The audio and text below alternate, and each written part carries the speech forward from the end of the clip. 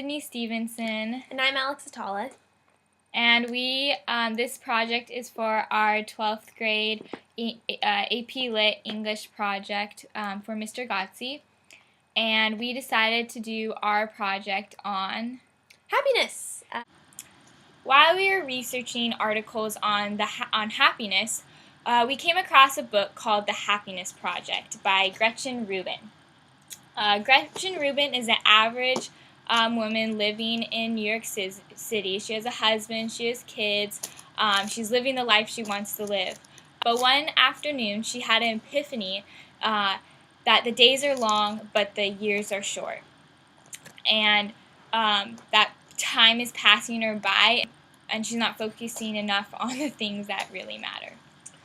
So at the moment, she decided to start a year-long happiness project. She focused each month setting goals and resolutions that she wanted to follow. Before embarking on her journey, Rubin read stacks of books on the topics of happiness by authors ranging from Adam Smith to Malcolm Gladwell to the Dalai Lama. She began her project by following the examples of many of these individuals, including Benjamin Franklin, who, in attempting to cultivate the virtues he wished to uphold, constructed a written chart against which he could measure his progress on a daily basis. Rubin created such a chart of her own, populated with concrete and measurable happiness resolutions. So when we looked up what happiness meant in the dictionary, it described as a state of well-being and contentment. We find it perplexing that happiness is so simply defined. What makes me happy may not make you essentially happy. So happiness truly varies among each person. To us, a happy person should feel that they can be who they want to be, laugh, smile, and feel energized. And so we decided to base our project off this book, The Happiness Project. So we decided to condense what Gretchen Rubin had done into a span of 3 days. We each came up with 3 different resolutions or goals we had in mind, and we also came up with 4 individual questions we decided to ask ourselves.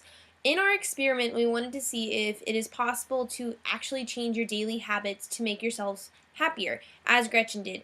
Of course, ours is much more modified, but we felt like it could be doable, and so yes, this is what we did. Okay, so this is day 1 of my happiness project.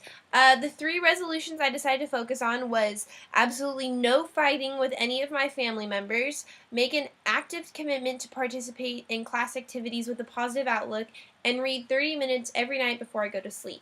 The check mark means I completed my task for the day, and the X means I didn't. Today is a recap of my yesterday's progress on day 1.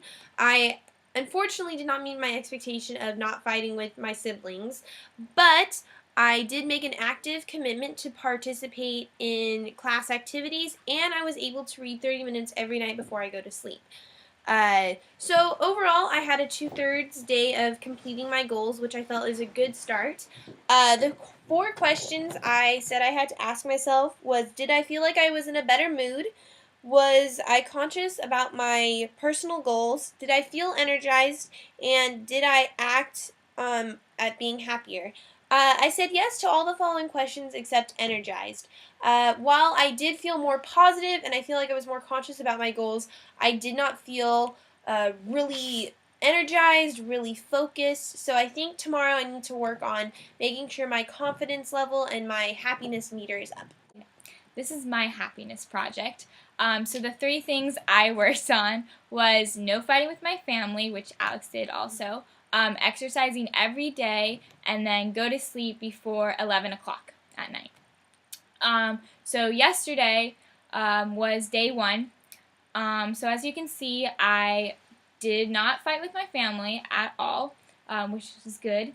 However, I did not exercise. I got home and I was super busy and I didn't take out the time to exercise. But I did go to sleep before 11, so that was good. The questions I asked myself was, did I laugh and smile more? Did I feel energized? Did I feel like I could be myself? And did I feel like I was in a better mood? So even though I didn't exercise, I still felt like when I asked myself these things, I felt like I completed each one of these things. Okay, so yesterday was day 2, and as you can see, I checked off all the questions or goals that I had. So I unfortunately fought with my brother yesterday before school, but I did exercise. I went out and ran a little bit, and I went to bed before 11 again, which felt really good. And then when I asked myself these questions, I decided that did I laugh and smile more? Yes, I did. Did I feel energized? Yes, and that's probably because I exercised and because I went to bed before 11. And did I feel like I could be myself? Yes. But then when I asked myself, did I feel like I was in a better mood? I said no, and I think that was because I fought with my brother. So that was day 2. All right, so this is day 2 recap from yesterday. So far, the happiness project has been going really well. I'm really trying to be conscious of my goals. Yesterday, I did no fighting with any of my siblings, and I made an active commitment to participate in class activities, which I thought I did extremely well on.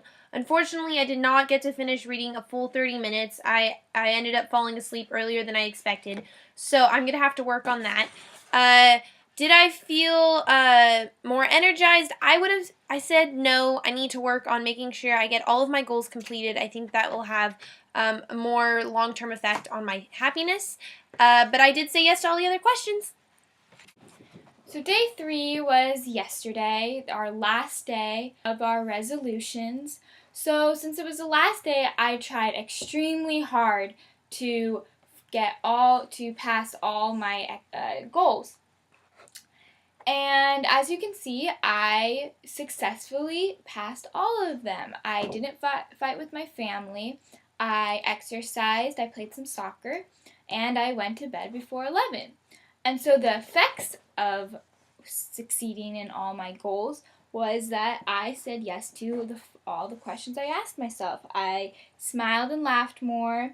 I felt energized, and I felt like I could be myself, and I felt like I was in a better mood. So successfully, it was a good day, and I felt really happy. All right, so yesterday was the final day of the happiness project, and I have to say it was both a relief and a satisfaction knowing I finally completed all 3 of my goals. I had no fighting with any of my family members. I made an active commitment to participate in all of my classes, and I read 30 minutes before I went to sleep. The questions I asked myself were yes to all of them, especially the energized question. I felt rejuvenated yesterday. I felt like I could do anything, and I think this experience has been wonderful because I was able to complete everything I set my mind to.